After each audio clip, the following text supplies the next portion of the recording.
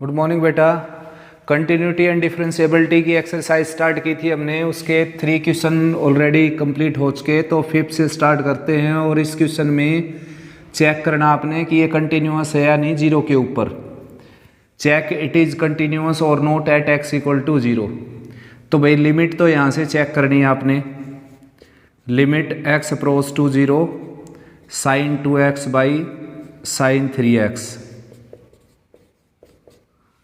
तो +1 क्लास में एक प्रॉपर्टी पढ़ी थी हमने बेटा, limit x approach to zero sine x by x.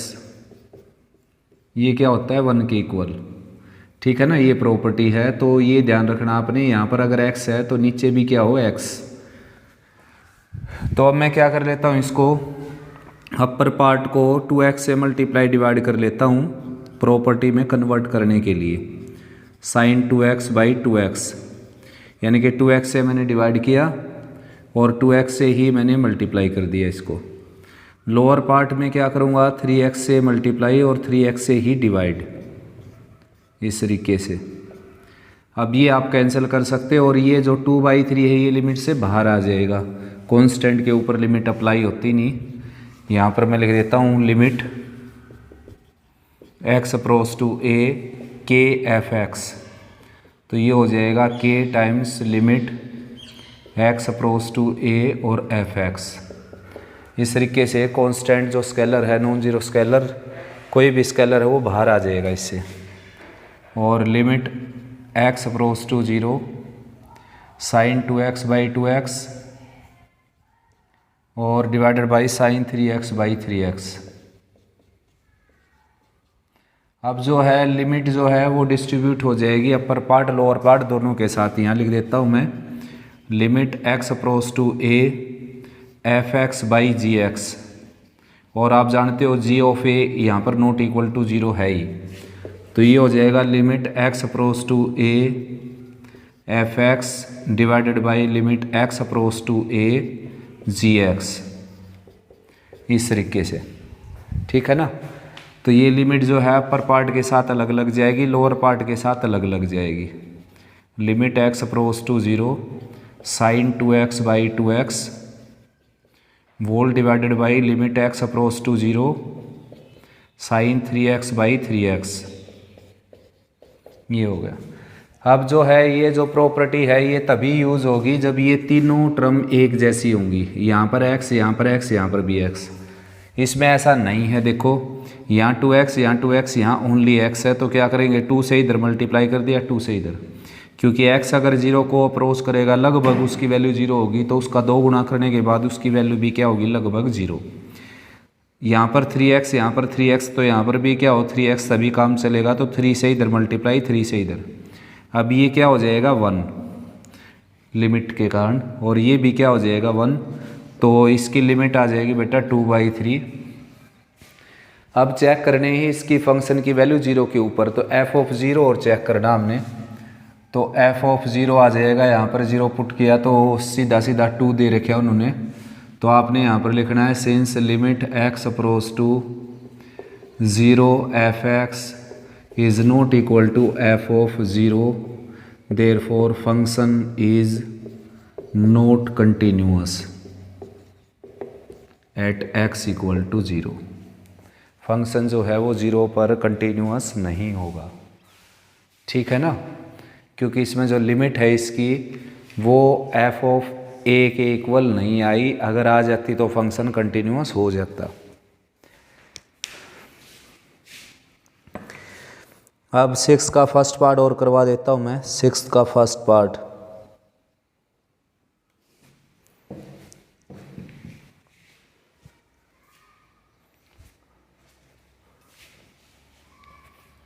यहाँ पर है 6, यहाँ पर है 1 minus cos 4x by x square.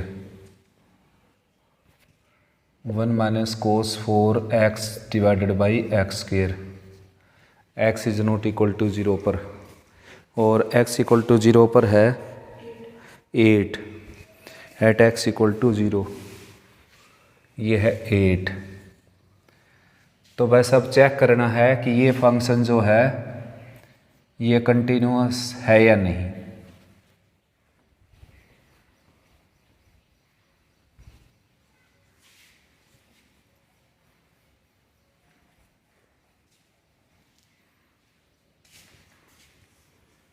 ये लिखे रहने देता हूँ यहाँ पर।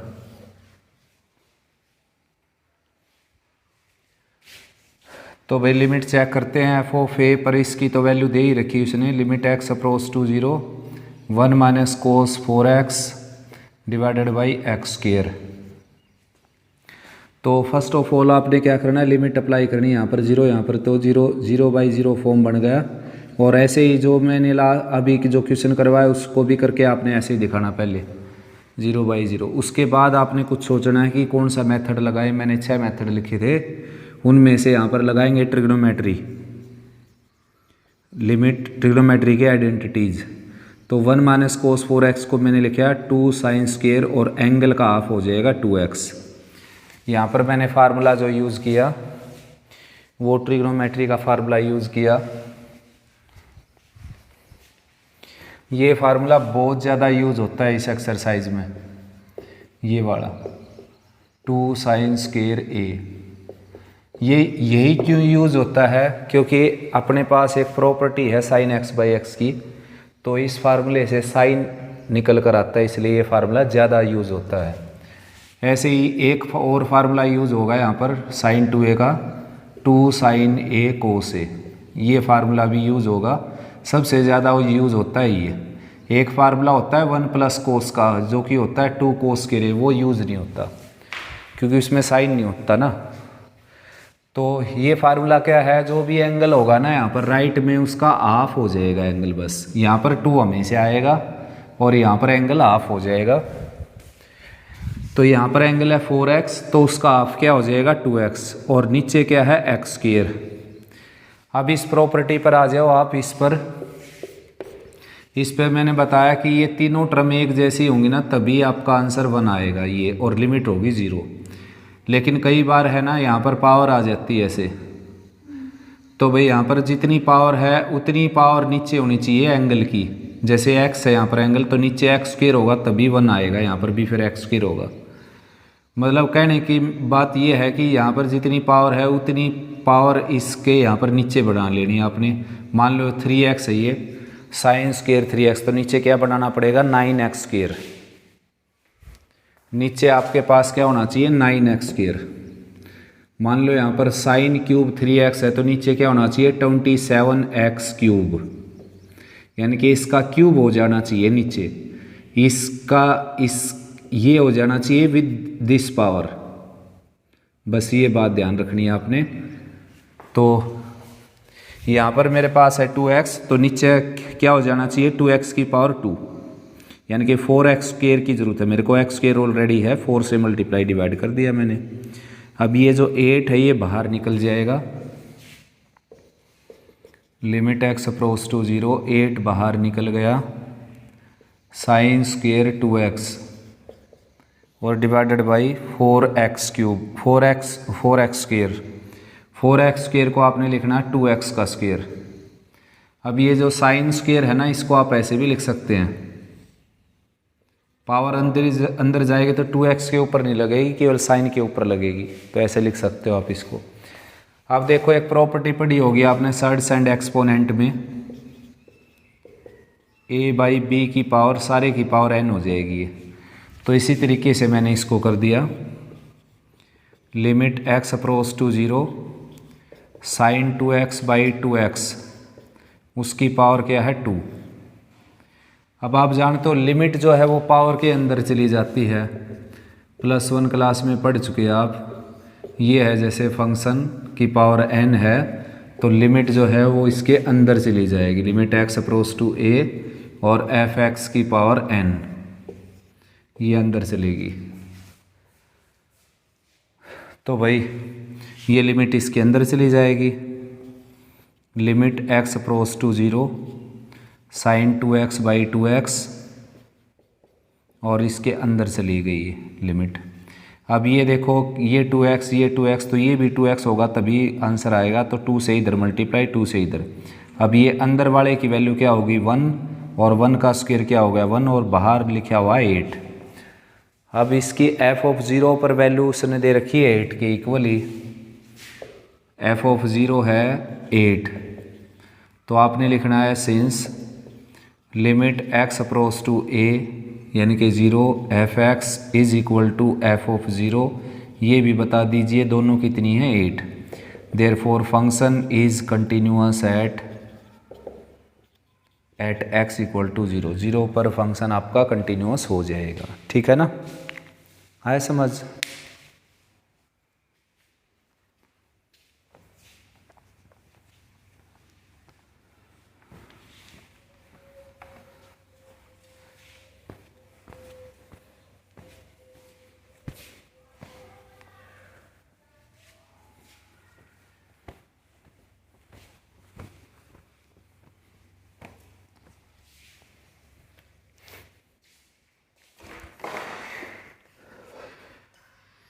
उसके बाद सेकंड पार्ट हो जाएगा इजीली। LHL RHL निकालनी पड़ेंगी इसमें आपने।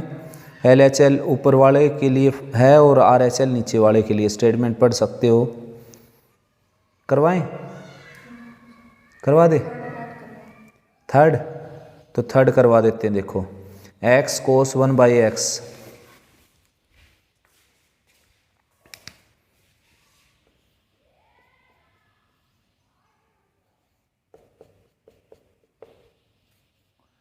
x cos 1/x, x is not equal to 0 and 0 when x equal to 0। तो भाई निकालते हैं इसकी लिमिट x अप्रोच टू 0 और x cos 1/x। अब क्या है कि हम इसमें डायरेक्ट लिमिट अगर पुट करें तो डायरेक्ट लिमिट पुट करने से ये आ गया cos 1/0। ठीक है ना, आप चाहें तो LHL RHL दोनों अलग अलग निकाल सकते हो, मैंने कॉमन निकाल दी। अब cos 1/0 क्या हो जाएगा, एंगल कितना भी बड़ा हो कोस का, कोस की जो वैल्यू होती है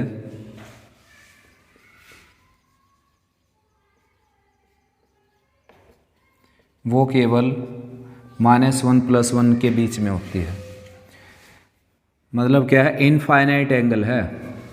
जैसे कि मान लो 30 डिग्री का एंगल हो, ये 30 का एंगल बन गया। ठीक है ना, एक और रिवोल्यूशन घूम कर आऊँगा 390 का बन गया, एक और घूम कर आऊँगा फिर 360 ऐड कर दो उसमें, फिर 360 ऐड कर दो। इस तरह इनफाइनाइट रिवोल्यूशन लगाओगे आप, इनफाइनाइट रिवोल्यूशन लगाओगे यहाँ पर और यहाँ पर आ जाओगे तो वैल्यू तो इतनी ही होगी ना। cos 30 की वैल्यू कितनी होती है, √3/2। ठीक है ना, तो एंगल कितना भी बड़ा हो, कितने इनफाइनाइट रिवोल्यूशन लगा लो आप, आपकी पोजीशन तो वहीं पर रहेगी जहाँ पर इनमें से कहीं ना कहीं यहाँ पर रहेगी आपकी पोजीशन।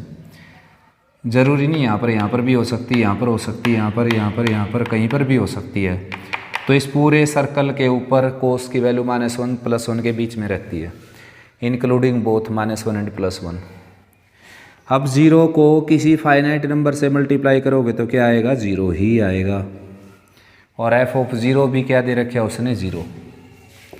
तो लास्ट में लिख देना, since LHL is equal to RHL therefore function is limit x approach to 0 f(x) is equal to f of 0 therefore function is continuous at x equal to 0। Next है फिर फोर्थ पार्ट, मोड का दे रखे है ये, sine mod x/x if x is not equal to 0। तो modulus के साथ और विदाउट मोड की जब टर्म आ जाए तो उसमें LHL RHL आपने कैलकुलेट करना होता है, वरना मिस्टेक हो सकती है।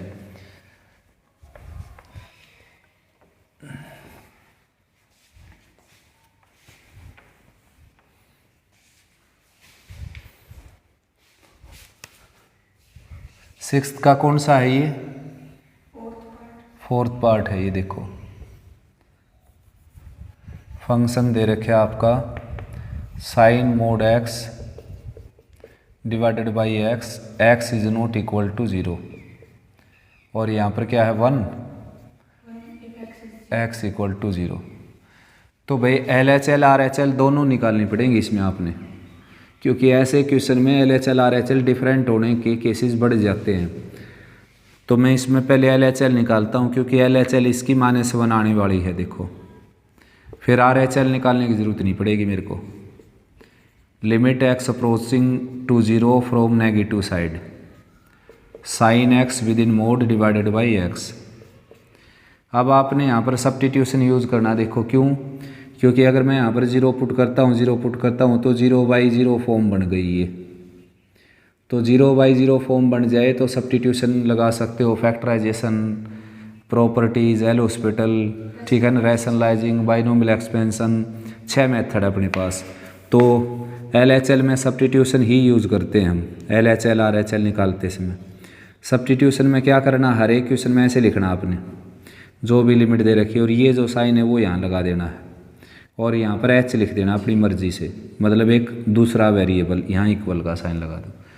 यानी कि आपको ये याद नहीं रखना पड़ेगा कि किस क्वेश्चन में क्या पुट करें, किस में क्या पुट करें, हर किसी क्वेश्चन में ऐसे ही करना है। यहाँ पर जो भी लिमिट दी जाएगी वो रखी जाएगी यहाँ पर। अब देखो मैं इसमें पुट कर देता हूँ तो लिमिट इसकी हो जाएगी h अप्रोच टू 0। कल बताया था मैंने, यहाँ पर 0 - h पुट करोगे, 0 से 0 कैंसिल, h अप्रोच टू 0। तो जहाँ जहाँ x है वहाँ पर आपने 0 - h पुट करना है, यानी कि -h कह सकता हूँ मैं, 0 - h मीन्स -h। अब साइन -a क्या होता है, साइन ऑफ -a, ये होता है माइनस साइन a, ठीक है ना। साइन का जो माइनस है एंगल में से बाहर निकल जाएगा वो माइनस।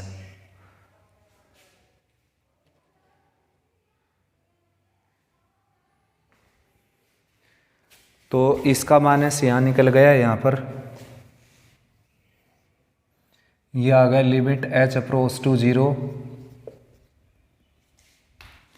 माइनस साइन h और डिवाइडेड बाई -h, ये था ही नीचे। अब माइनस साइन h का मॉडुलस आप जानते हो क्या हो जाएगा बेटा, प्लस साइन h, और नीचे -h है ही, ये माइनस का साइन बाहर निकल जाएगा, ये हो जाएगा लिमिट h अप्रोच टू 0 और साइन h बाई h, ये माइनस का साइन यहाँ बाहर निकल गया। अब limit h approach to 0 sine h by h क्या होगा, 1। तो ये -1 आ गया, देखो इसीलिए मैंने चेक की थी LHL। तो RHL चेक करने की ज़रूरत नहीं मेरे को, क्योंकि f ऑफ a उन्होंने दे रखा है और जो LHL के इक्वल नहीं है। तो अगर ये दोनों इक्वल होते तो फिर मैं तीसरा चेक करता RHL, क्योंकि कंटिन्यूस तो जब होगा जब तीनों इक्वल हो, और डिसकंटिन्यूस जब हो जाता है जब कोई दो इक्वल ना हो। तो फिर तीसरा चेक करने की क्या ज़रूरत पड़ गई, जब दोनों इक्वल नहीं हैं यहाँ पर। अब मैं लिखूँगा f ऑफ 0 क्या दे रखा है, 1, since LHL is not equal to f of 0, therefore function is discontinuous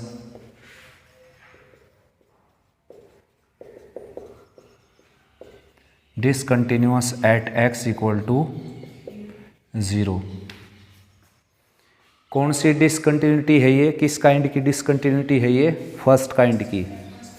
क्योंकि फर्स्ट काइंड की डिसकंटिन्यूटी में क्या होता है कि LHL RHL दोनों एग्जिस्ट करती हैं लेकिन अनइक्वल होती हैं। तो इसमें LHL और RHL दोनों अनइक्वल हैं।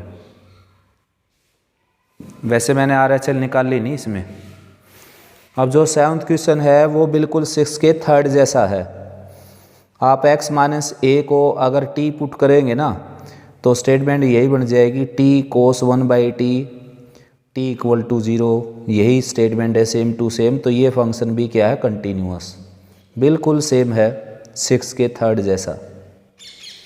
x - a को t पुट कर लेना, बिल्कुल 6 के थर्ड जैसा हो जाएगा। उसके बाद भाई बच्चों करवाने की ज़रूरत है आपको क्वेश्चन। ये पीस वाइज फंक्शन मैंने समझाई दिए थे, LHL RHL इनमें अलग अलग चेक करनी होती है, जैसे 10th और 11th क्वेश्चन है तो कर लेना इनको। अगर प्रॉब्लम आए तो मैं समझा दूंगा आपको कल, यानी कि नेक्स्ट क्लास में। उसके बाद जो है मैं 12th क्वेश्चन स्टार्ट कर देता हूँ। अब 12th है तो 12th भी इजी, लेकिन करवा देता हूँ मैं।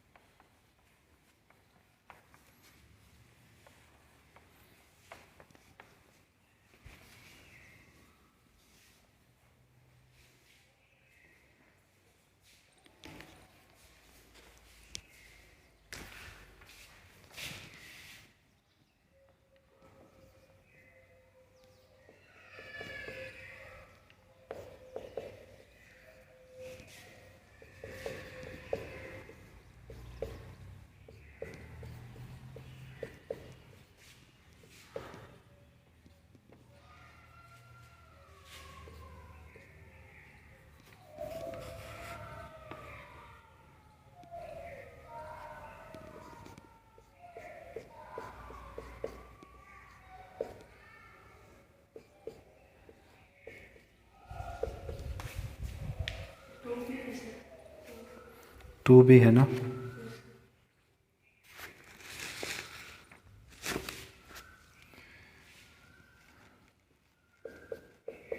यहाँ पर इक्वल नहीं है, इक्वल के लिए अलग से उसने दे रखा है 2। तो भाई LHL RHL दोनों निकालनी पड़ेंगी आपको, क्योंकि दोनों के लिए अलग अलग फंक्शन दे रखे हैं। ऐसे क्वेश्चन में तो डेफिनेटली आपको निकालनी पड़ेंगी LHL RHL। तो LHL तो सीधी आ गई, देखो limit x approach to 0 from positive side sine x by x। LHL की बजाय RHL है ये, जिसमें x की वैल्यू 0 से बड़ी है, मतलब x 0 से बड़ा है, तो 0 से बड़ा तो राइट हैंड साइड में होगा ना, तो ये RHL हो जाएगी, राइट हैंड लिमिट। तो अब लिमिट जो है वो डिस्ट्रीब्यूट हो जाती है, अभी बताया था बेटा मैंने आपको, limit x approach to 0 sine x by x और plus limit x approach to 0 from positive side cos x। अब आप इसमें लिमिट पुट कर सकते हैं, ये तो सीधी सीधी प्रॉपर्टी बन गई, 1 हो गया, और इसमें लिमिट पुट करेंगे कोस 0 की वैल्यू वैसे 1 होती है, तो 2 हो गई है RHL। अब LHL चेक करनी है हमने। अगर RHL 2 नहीं आती तो क्वेश्चन यहीं रुक जाता मेरा, क्योंकि f(a) कितना दे रखा है उन्होंने 2, और दोनों अनइक्वल हो जाते तो मैं क्वेश्चन को यहीं रोक देता और फंक्शन डिसकंटिन्यूअस हो जाता। लेकिन बाई चांस जो है ये दोनों इक्वल आ गए, तो फिर आपने LHL को चेक करना पड़ेगा। Limit x approach to 0 from negative side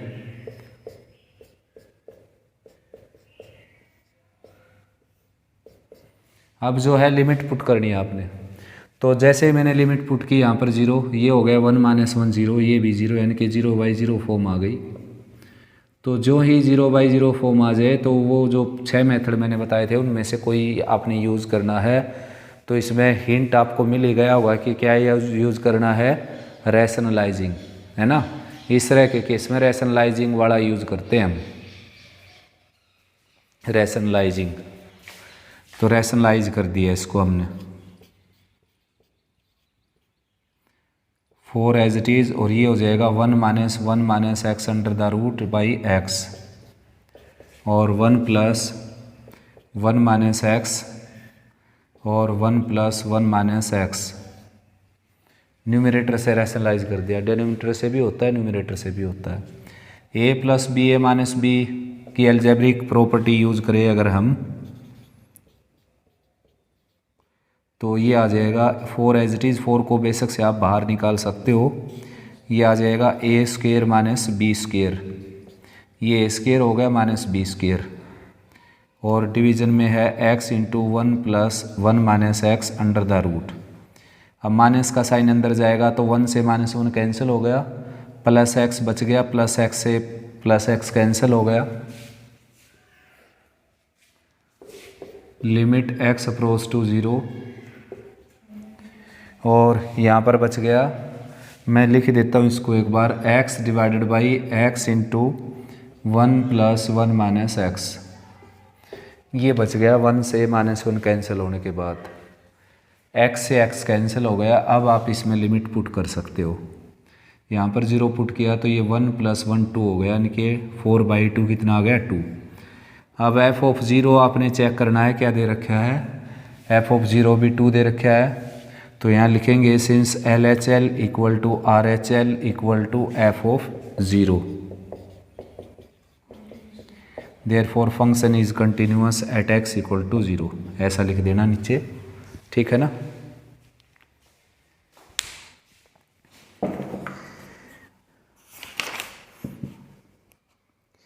अब काफ़ी इंपॉर्टेंट क्वेश्चन स्टार्ट हो गए यहाँ से, k की वैल्यू निकालो ताकि फंक्शन कंटिन्यूअस हो। 13, 14, 15 और 16 के सभी पार्ट्स, 17, 18 में a की वैल्यू निकालनी है, a b की। 19 ऐसा नहीं है, यानी कि 13 से लेकर और 18 तक के सारे क्वेश्चन ऐसे हैं जिसमें आपने किसी आर्बिट्रेरी की वैल्यू निकालनी है, मतलब किसी वेरिएबल की। हाँ, अगर फंक्शन कंटिन्यूअस दे रखा है तो 13 क्वेश्चन मैं करवाता हूँ एक बार आपको, थोड़ा सा बेस बन जाएगा और काफ़ी अच्छे स्टेटमेंट है ये, और बच्चे इसमें पजल भी होते हैं।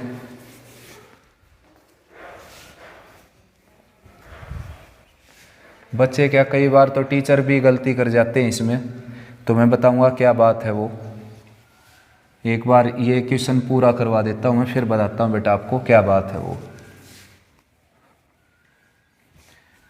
थोड़ा सा ध्यान अच्छा लगा लेना इन क्वेश्चंस के ऊपर, एग्जाम में ज़रूर आते हैं ये सम। 10 ईयर उठा कर देख लेना बेशक से। K x square x greater than equal to 1,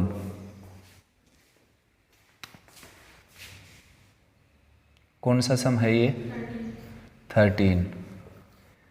f x is equal to k x square 1 and 4 x is less than 1, ये स्टेटमेंट है। और लिख क्या रखा है देखो ऊपर, for what value of k is function continuous at x equal to a. For what value of k,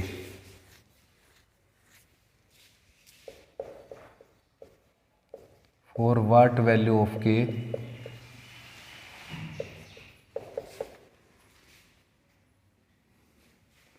is या function is continuous, is the function continuous,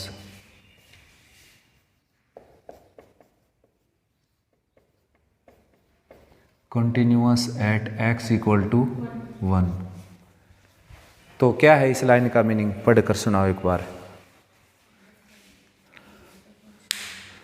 किस वैल्यू पर ये फंक्शन कंटीन्यूअस हो जाएगा। हाँ, इसका मीनिंग है कि के की किस वैल्यू के लिए फंक्शन कंटिन्यूअस हो जाएगा। तो भाई उसके लिए एक तो मैंने चेक किया LHL, सभी तीनों चेक करनी पड़ेंगी इसमें आपको, 2 से काम नहीं चलेगा। तो LHL चेक किया मैंने, तो ये आ गया limit x approach to 1 from negative side. LHL की बजाय पहले RHL चेक करता हूँ, ये RHL के लिए स्टेटमेंट है के एक्स स्क्वेयर, तो x की जगह 1 पुट किया मैंने, तो ये के आ गया पॉजिटिव साइड, ठीक है ना, के आ गया। अब चेक करना मेरे को LHL चेक किया मैंने, limit x approach to 1 from negative side, और ये दे रखा है 4, तो 4 आ गया ये। अब चेक करना मेरे को f of a, f of 1, ये आ गया के। अब मैं लिखूँगा since function, if function is continuous,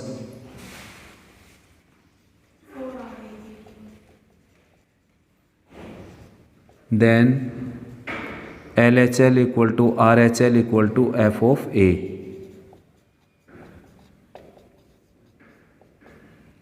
therefore के की वैल्यू क्या आ गई यहाँ से 4, ठीक है ना। ये कंप्लीट सॉल्यूशन हो गया। इतना काम करेंगे तब आपको मार्क्स मिलेंगे। अब देखो यही बिल्कुल स्टेटमेंट होती है, ऊपर लिखा जाता फंक्शन इज कंटिन्यूअस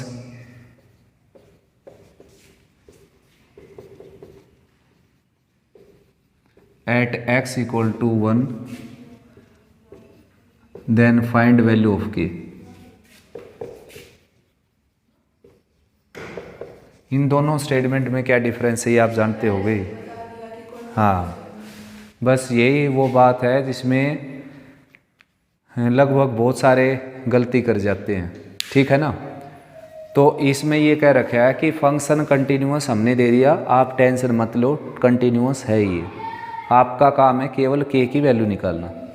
इसमें ये कहा उसने कि के की किस वैल्यू के लिए फंक्शन कंटिन्यूअस हो जाएगा।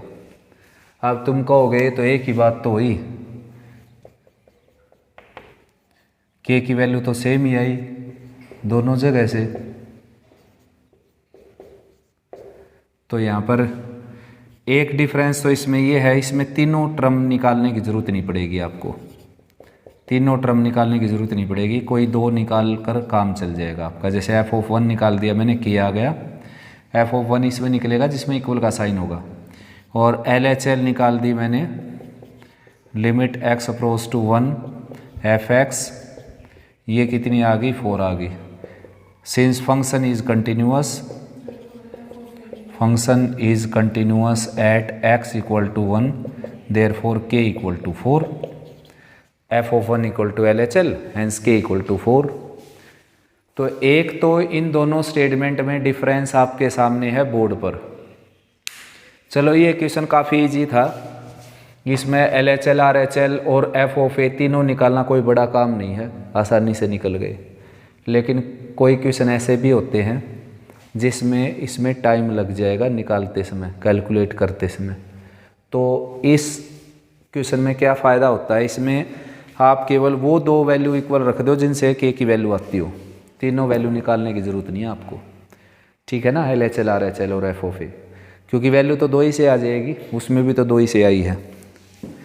एक डिफरेंस तो ये है। दूसरा डिफरेंस ये है कि इस पार्ट में कभी कभी के की वैल्यू एग्जिस्ट ही नहीं करती, मतलब आप के की वैल्यू निकाल ही नहीं सकते। ऐसा हो सकता है कि के की वैल्यू निकले ना, इसमें 100% निकलेगी क्योंकि इसमें कंटिन्यूस दे रखा है। अब एक स्टेटमेंट में बदल देता हूँ अपने पास से,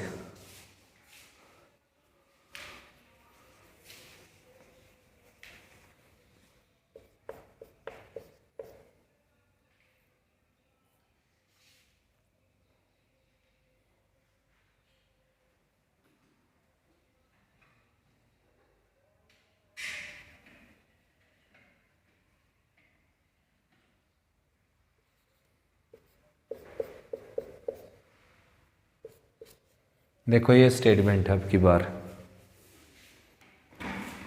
इसके ऊपर लिख रखा है कि के की किस वैल्यू के लिए फंक्शन कंटिन्यूअस हो जाएगा। तो पहले तो निकाली मैंने इसकी R H L, R H L आ गई मेरे पास 5। फिर वैसे तो आगे करने की ज़रूरत ही नहीं पड़ी क्योंकि एफ ऑफ 1 3 दे दिया। तो फिर मैंने एल एच एल निकाली इसकी, एल एच एल आ गई इसकी के, और फिर मैंने एफ ऑफ ए निकाला इसका जो कि क्या आ गया 3। तो भाई के की कोई भी वैल्यू इसको कंटिन्यूस बना ही नहीं सकती। के की वैल्यू अगर 3 लेंगे आप तो एफ ऑफ 1 और एल एच एल इक्वल हो जाएंगे, आर एच एल अनइक्वल हो जाएगा। के की वैल्यू 5 लेंगे तो आर एच एल और एल एच एल इक्वल हो जाएंगे, एफ ऑफ 1 अनइक्वल हो जाएगा। तो के की यहाँ पर कोई वैल्यू एग्जिस्ट ही नहीं करती। नो वैल्यू ऑफ के can make it continuous.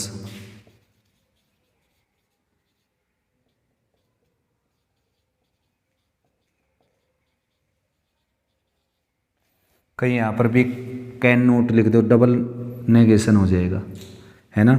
No value of के कैन मेक इट कंटिन्यूअस, के की कोई वैल्यू इसको कंटिन्यूअस बना ही नहीं सकती। तो ये डिफरेंस होता है दोनों क्वेश्चन में। एग्जाम में इस स्टेटमेंट को बड़े ध्यान से आपने देखना है कि बुक वाले ने कंटिन्यूअस दे रखा है तब के की वैल्यू पूछ रखी है, या फिर के की ऐसी वैल्यू पूछ रखी जिससे फंक्शन कंटिन्यूअस हो जाए। तो ये हमेशा पॉसिबल नहीं होता है, इसमें के की वैल्यू ऑलवेज आप नहीं निकाल सकते, वो क्वेश्चन पर डिपेंड करेगा। ऐसा भी क्वेश्चन है, हो सकता है जैसे आपके सामने है कि के की कोई वैल्यू इसको कंटिन्यूअस नहीं बना सकती, और ऐसा भी क्वेश्चन हो सकता है कि के की सारी रियल वैल्यू कंटिन्यूअस बना दे उसको। ऐसा भी जरूरी नहीं कि के की वैल्यू या तो आएगी, नहीं आएगी तो एक आएगी, इनफाइनाइट भी आ सकती हैं। देखो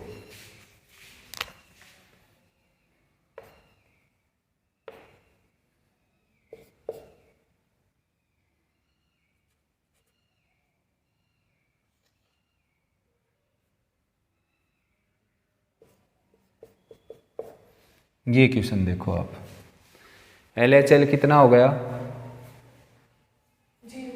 0, एफ ऑफ ए कितना है 0, और आर एच एल था ये, सॉरी, और एल एच एल भी कितना हो गया 0। तो के कुछ कर ही नहीं सकता, के यहाँ पर कुछ नहीं कर सकता, अपनी कितनी वैल्यू बदल दे ये इसको रोक नहीं सकता कंटिन्यूअस होने से। जैसे कि आर एच एल में निकालूँ तो यहाँ पर 1 पुट किया मैंने तो ये आ गया 0। एल एच एल निकालूँ तो ये खुद ही के इंटू एक्स माइनस 1 है तो ये भी क्या आ गया 0। और एफ ऑफ 1 निकालूँ तो ये 0 दे ही रखा है। तो के की वैल्यू क्या आ गई यहाँ से, ऑल रियल नंबर, ठीक है ना। देयरफॉर के बिलोंग्स टू रियल। कुछ भी ले लो आप, कुछ भी ले लो, ये फंक्शन कंटिन्यूअस होके रहेगा। के की हर कोई वैल्यू इसको कंटिन्यूअस मतलब के के ऊपर डिपेंड ही नहीं है क्वेश्चन। के हटा दूंगा तो भी कंटिन्यूअस है, के लगा दिया तो भी कंटिन्यूअस है, के पर डिपेंड ही नहीं है। तो आंसर क्या आ गया, रियल नंबर। के की हर कोई रियल वैल्यू इसको कंटिन्यूअस बनाएगी। तो इसलिए स्टेटमेंट आपने ध्यान से देखनी है कि कंटिन्यूअस दे रखा है फिर के की वैल्यू पूछ रखी है, या फिर कंटिन्यूअस हो जाए ऐसी के की वैल्यू पूछ रखी है, ठीक है ना।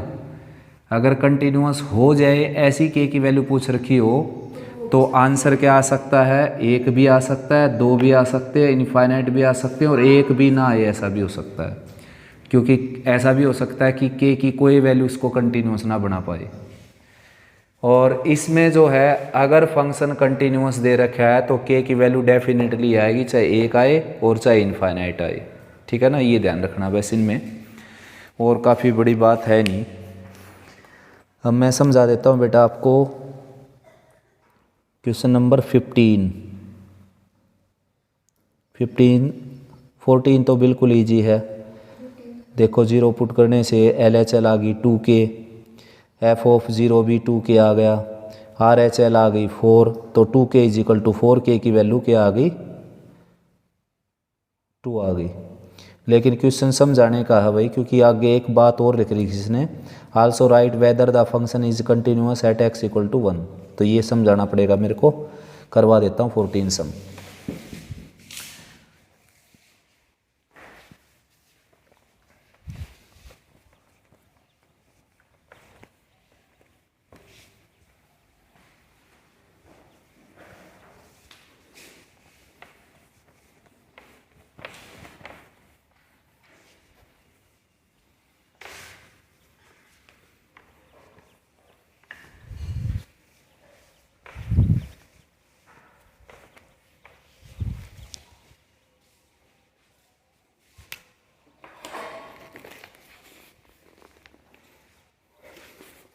For what value of k function is defined by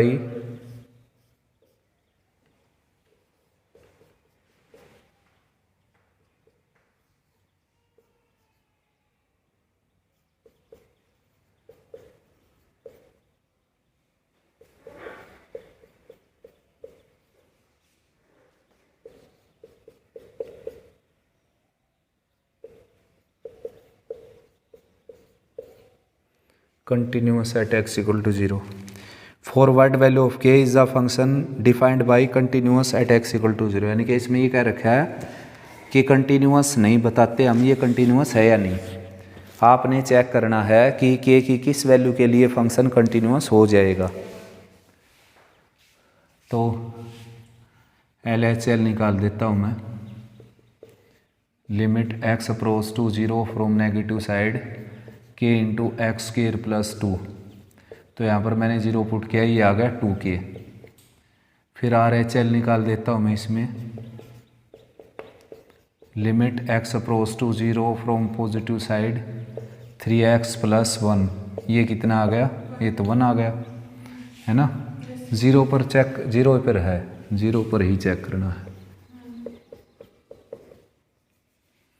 for what value of k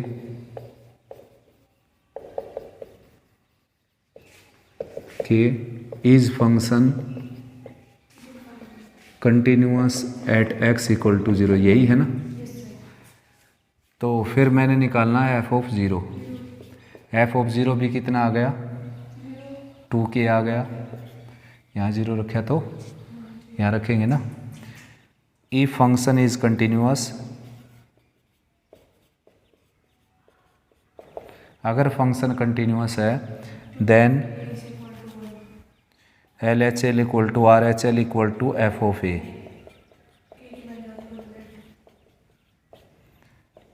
L H L क्या आया था, 2k, RHL क्या आया था 1 और ये भी 2k, तो लिखने की ज़रूरत भी नहीं थी यहाँ पर, लिखना चाहो वैसे लिखना ज़रूर पड़ेगा। k की वैल्यू यहाँ से आ गई हर केस में 1/2, ठीक है ना। तो 1/2 पर कंटिन्यूअस हो गया ये। यहाँ तक तो मेरे को समझाना था ही नहीं, ये यहाँ तक जब मैंने पढ़ा तो बोल दिया था कि अपने आप कर लेना। आगे लिख रखा है also write whether the function is continuous at x = 1। Also write whether the function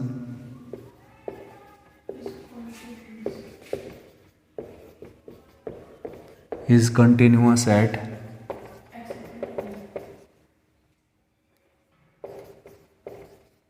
x = 1।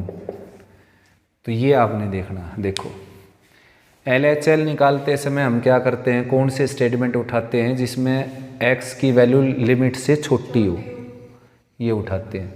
RHL में जिसमें लिमिट x की वैल्यू लिमिट से बड़ी हो वो फंक्शन उठाते हैं, और f(a) के लिए जहाँ पर इक्वल का साइन लगा हुआ हो, ठीक है ना। अब 1 पर चेक करते समय LHL क्या लिखूँ मैं बताओ, और RHL क्या लिखूँ, और f(1) क्या लिखूँ, मतलब LHL के लिए कौन सा फंक्शन लिखूँ, यहाँ पर क्या लिखूँ मैं अपनी स्टेटमेंट यहाँ पर, और RHL के लिए यहाँ पर मैं अपनी स्टेटमेंट क्या लिखूँ यहाँ पर, और f(1) के लिए मैं अपनी स्टेटमेंट यहाँ पर क्या लिखूँ, किस में रखूँ f(1), ये यहाँ पर मायने है रखती है बात। देखो इस बात का मीनिंग है कि अगर x की वैल्यू 0 या 0 से लेस है ना तो आपका फंक्शन ये रहेगा, मतलब ग्राफ ये चेक करना आपने। एक रफ डायग्राम में बनाता हूँ, इसका ग्राफ नहीं बनाता मैं, अपने पास से वैसे रफ बना देता हूँ, मतलब एग्जैक्ट इसका ग्राफ नहीं बनाता मैं, लेकिन आपको समझाने के लिए कोई ग्राफ ले लेता हूँ मैं और उनको मान लेता हूँ इसके ग्राफ है वो। x की वैल्यू 0 यहाँ पर है, तो x की वैल्यू 0 है तो ये ग्राफ होगा, ये ग्राफ मान लिया मैंने कि इसका ग्राफ है ये।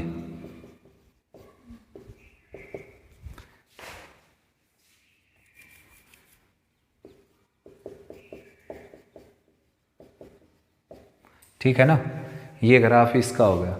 फिर x की वैल्यू 0 से बड़ी है, तो 0 से बड़ी है अगर x की वैल्यू, ये ग्राफ हो गया, ये ग्राफ हो गया। ये तो मैं ग्राफ ऐसे ही बना देता हूँ क्योंकि स्ट्रेट लाइन है ना। y = 3x + 1। देखो जब आपने इक्वेशन किया 0 पर चेक किया तो मैंने आपको मतलब कंटिन्यूस चेक करने के 2 तरीके बताए थे। एक बताया था ग्राफिकली और एक बताया था ये मतलब एल्जेब्रिकली करवाने लग रहा मैं जो इससे। तो ग्राफिकली चेक करना मेरे को फंक्शन, तो ग्राफिकली कहाँ पर चेक करना, 0 पर।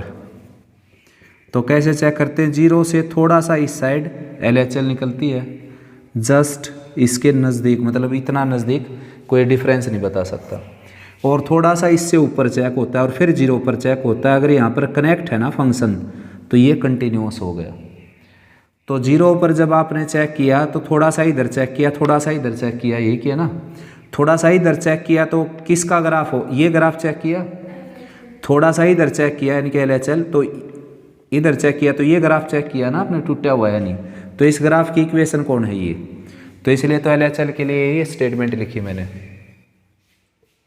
ठीक, फिर 0 से थोड़ा सा राइट में चेक किया, इतना राइट में नहीं कि बहुत दूर चले जाएं, बिल्कुल इसके 0 के ऊपर ही थोड़ा सा इधर, तो ये ग्राफ चेक किया आपने, और ये ग्राफ किसका है, इसका है, तो इसलिए RHL के लिए ये लिखा आपने, है ना। अब देखो अब आगे क्या लिखा है इसने कि आप चेक कीजिए कि 1 पर क्या है, ये 1 पर क्या है, ये कंटिन्यूस है या क्या है, तो 1 ये हो गया। तो 1 से थोड़ा सा इधर लोगे तो क्या होगी वो LHL, 1 से थोड़ा सा इधर लोगे तो क्या निकलेगी LHL, और इसके लिए कौन सा ग्राफ चेक करोगे आप, ये चेक करोगे ना, मतलब यही 3x + 1, और RHL में 1 से थोड़ा सा ऊपर चेक करोगे तो यही तो ग्राफ चेक करोगे, तो 3x + 1, ठीक। और f(1) में कौन चेक करोगे, तो f(1) यहाँ पर चेक करोगे तो यही तो चेक किया आपने। बस ये बात अलग थी इसमें, मतलब 1 पर जब चेक करोगे आप तो स्टेटमेंट आपकी केवल ये रह जाएगी, क्योंकि ये स्टेटमेंट तो 0 से छोटा है ना, x जब 0 से छोटा है जब है स्टेटमेंट तो अपना x 0 से छोटा थोड़ा है, अपना x तो 0 से बड़ा है, तो 0 से बड़ा कोई भी हो उसके लिए स्टेटमेंट ये रहेगी। तो LHL के लिए भी यही स्टेटमेंट रहेगी, RHL के लिए भी और f(1) के लिए। तो बस निकाल दो आंसर, ये आ जाएगा यहाँ पर 3 + 1 4, ये आ जाएगा 4 और ये आ जाएगा 4। तो LHL = RHL = f(1), सारे इक्वल आ गए, तो फंक्शन बेटा 1 पर भी क्या हो गया, कंटिन्यूअस, ठीक है ना।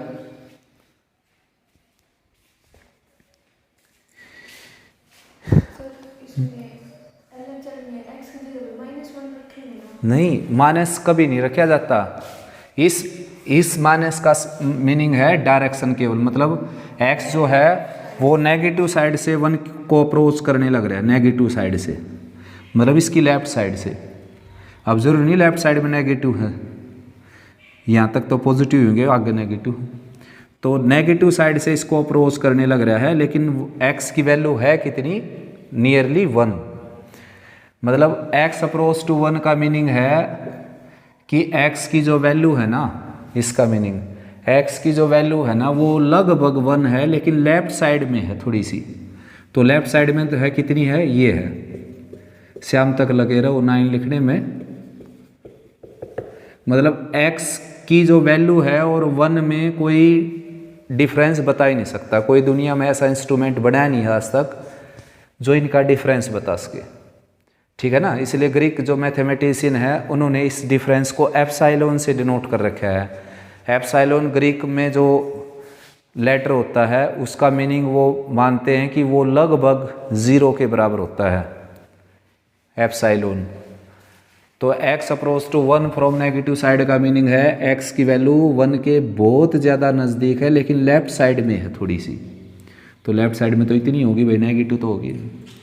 और x अप्रोच टू 1 पॉजिटिव का मीनिंग है कि x की वैल्यू 1 के बहुत ज़्यादा नज़दीक है, इतनी नज़दीक है कि आप देखोगे तो आपको मिल ही दिखेंगी दोनों, ये देखो मिल गई दोनों, लेकिन थोड़ा सा डिफरेंस है, और वो डिफरेंस कोई इंस्ट्रूमेंट, कोई कंप्यूटर, कोई कैलकुलेट कर ही नहीं सकता। तो x की वैल्यू मैंने इतनी लिख दी, ये 0 0 0 0 इनफाइनाइट 0 भर दो इसमें, मतलब 1 में और इसमें कोई डिफरेंस बता ही नहीं सकता, ठीक है ना। इसीलिए तो एग्जैक्ट 1 भर देते हैं हम, x की वैल्यू 1 थोड़ी ना यहाँ पर, लेकिन मैंने क्या पुट कर दी, 1 ही तो पुट कर दी। ये 11th में बताया था मैंने आपको लिमिट एंड डेरिवेटिव में ये बात कि भाई x की वैल्यू 1 के बहुत ज़्यादा नज़दीक है, 1 नहीं है, लेकिन आप डिफरेंस भी नहीं बता सकते दोनों में, तो ये एग्जैक्ट ले लेते हैं यहाँ पर। और कोई कोई क्वेश्चन ऐसा होगा एग्जैक्ट लेने में गलत आ जाएगा आंसर, अभी एग्जांपल दे दूंगा मैं। मतलब यहाँ पर x की वैल्यू, x की लिमिट 1 थी ना, तो 1 ली मैंने, आंसर निकाला। यहाँ पर 1 थी, 1 ली मैंने, आंसर निकाले। लेकिन एक ऐसा क्वेश्चन बताता हूँ मैं आपको जिसमें आप ये लोगे ना तो गलत आंसर आ जाएगा उसका।